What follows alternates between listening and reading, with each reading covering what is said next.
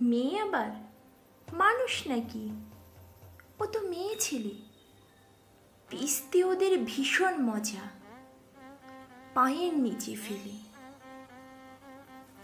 মেয়ে জন্ম মহাপাপ, জন্মদাতাও বলে।